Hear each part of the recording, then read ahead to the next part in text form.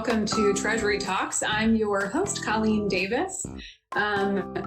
We are gathered today to talk with Jim Myron of GEAR. Jim, can you tell us a little bit about the work that you do at GEAR, why it was created, and how it is serving in Delaware and its taxpayers? Sure. Thank you very much for having me here today as well. Yeah, I'm the director of GEAR.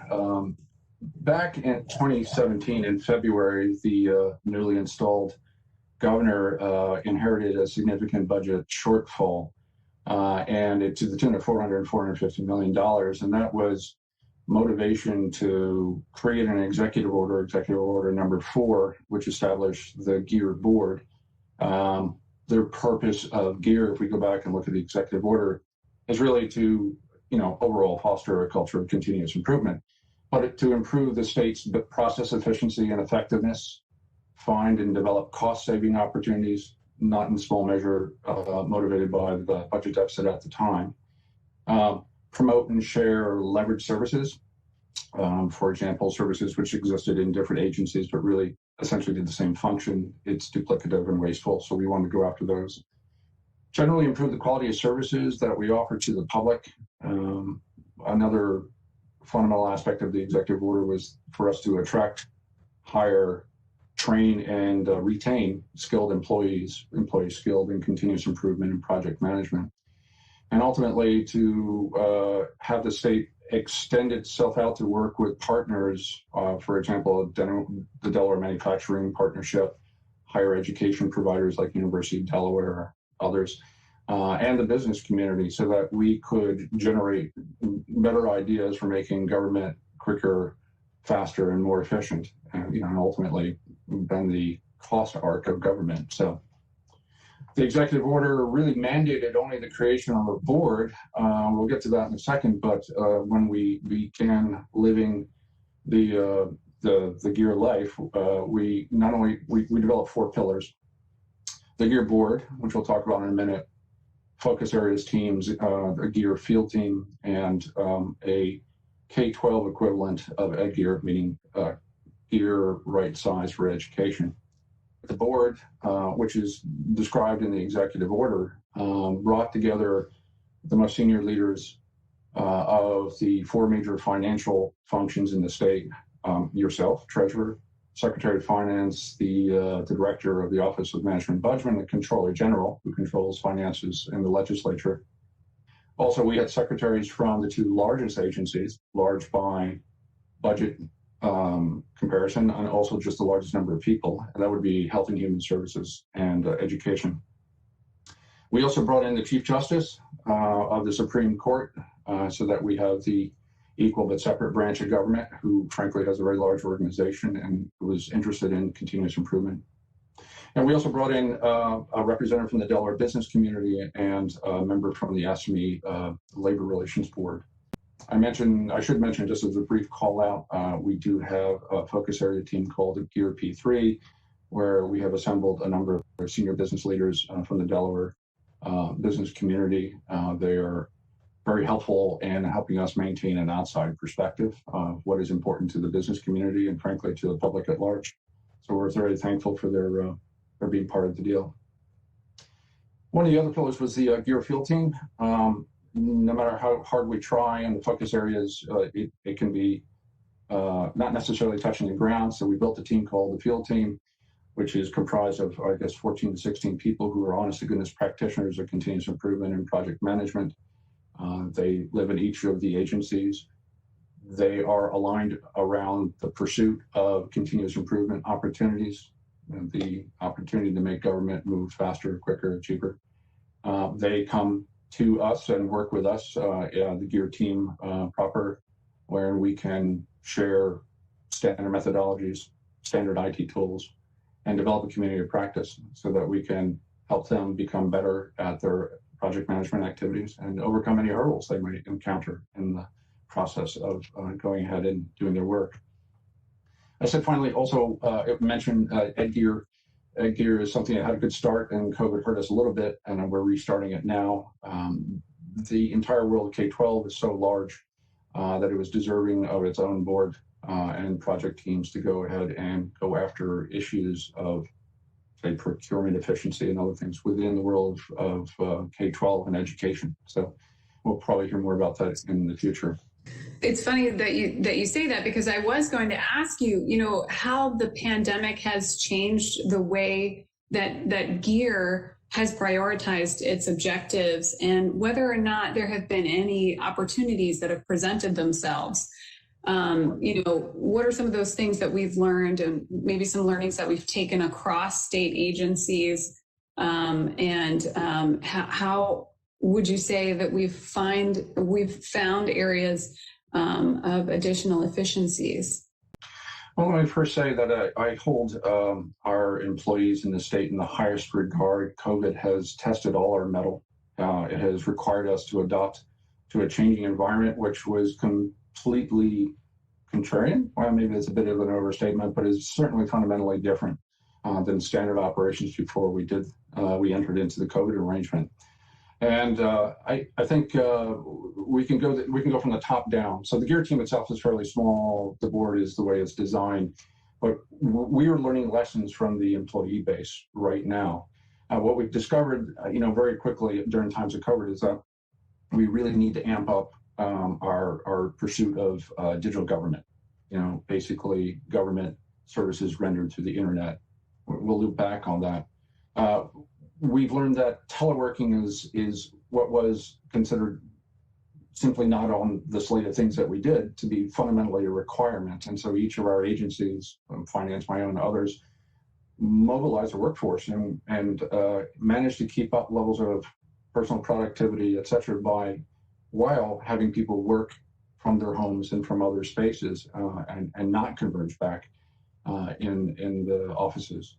And frankly, that has allowed us to think about how we manage our employees, also how we use space and facilities, our investments. We're a very large land leaser and owner in the state, and really the question, one of the learnings is, do we really need all these facilities and spaces that we presently have?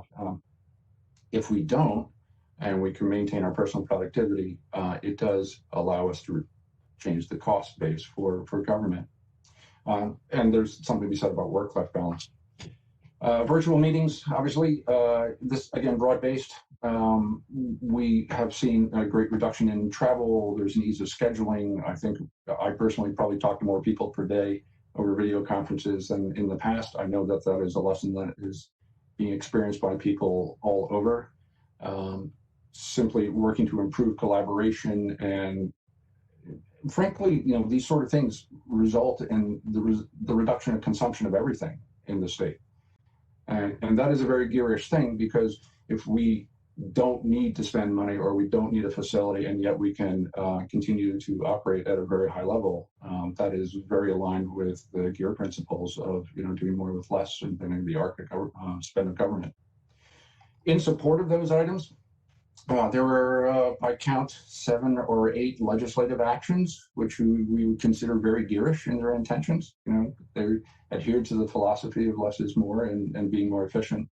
We have legislative support for turning what were face-to-face meetings to be allowed to be done virtually.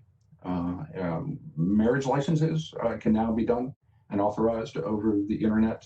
Notarization services no longer require face-to-face meetings in order to occur.